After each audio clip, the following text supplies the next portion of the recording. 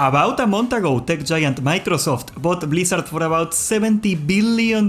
I chose not to address this immediately as I did not understand the ramifications of this business move the way that I do now, and the conclusion is that everybody is wrong. World of Warcraft has been the MMO for close to 12 years now, and whether you like it or not, every MMO that came out after is gonna inevitably be compared to it. Games in the online age tend to rise and fall not under the siege of their competitors, but most often the greedy and poor decisions by the people that run them. I could talk for hours about the many piss-poor decisions that Blizzard has made on WoW over the years, but that's not what this video is really about. Most MMOs are dead on arrival. Contrary to popular belief, this has been the case long before WoW was on the scene.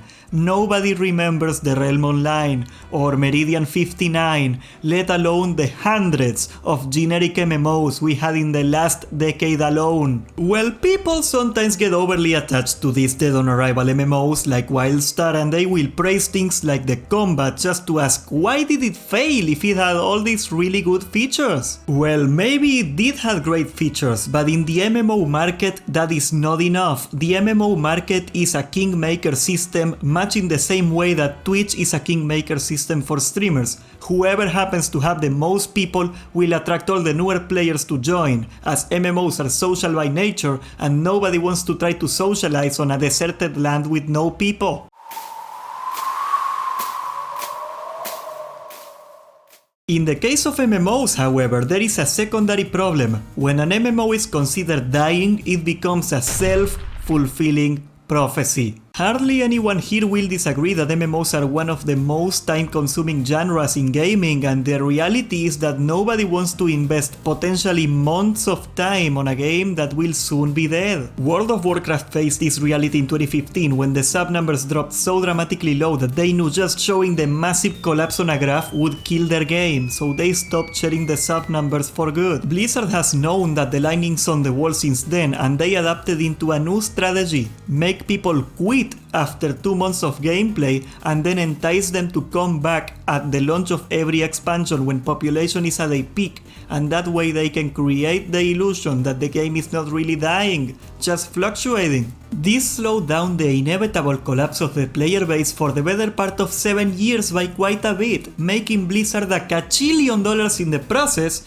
but this will not last forever. Like previously stated, sub numbers are not public anymore, but multiple market studies show it has to be about 5 million at the launch of an expansion, followed by a spectacular collapse into 2 or sometimes even 1 million players after a few months, due to their planned content droughts that happens after the launch. By planning their release schedules around the 6-month subscriptions, they've been able to squeeze a lot of money out of the dying game without actually working a lot. Okay, that sounds alarming, but it also means that WoW will stay nice and profitable for quite a few years, perhaps another decade. This is not a WoW will die tomorrow kind of video, but the death spiral is already set in motion, and it would take a miracle to set in place, perhaps an external force big enough to reshape the gaming landscape, or something like that, maybe a huge company. Boom, boy!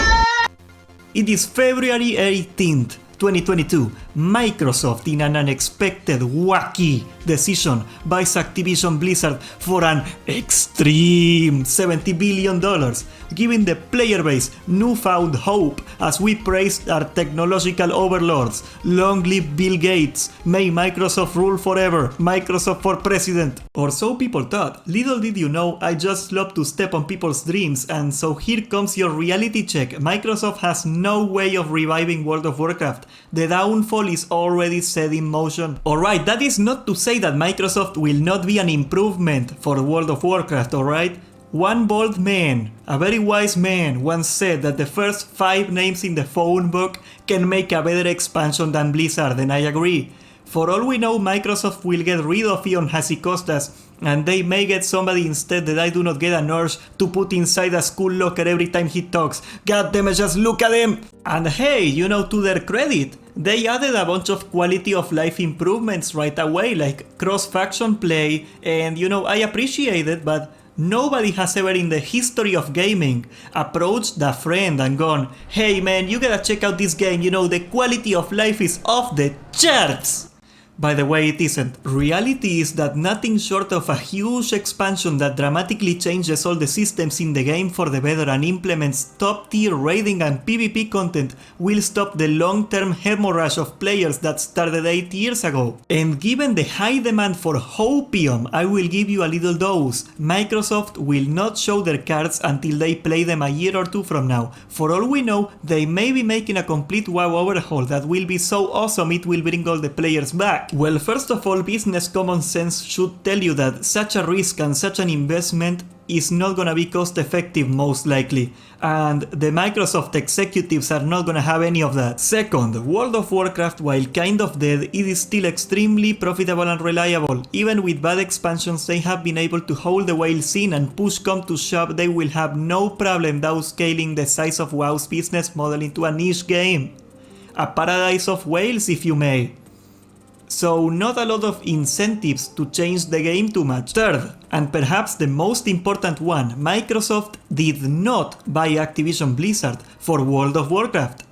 Or that is my educated guess at least. Well, Microsoft built a console empire on the legs of Call of Duty multiplayer, and they are waging a fierce console war against PlayStation in the American market right now, and Activision Blizzard's games have traditionally performed very well in this market. Most analysts agree that this is a move to strengthen the Xbox catalog and most likely get a few exclusive titles in the hope of getting an advantage over Sony. Don't get me wrong, they are doing this because they wanna recover the investment, and if you are a PC gamer they will gladly take your money too. But I would be surprised if World of Warcraft was a main point of their business strategy on this move.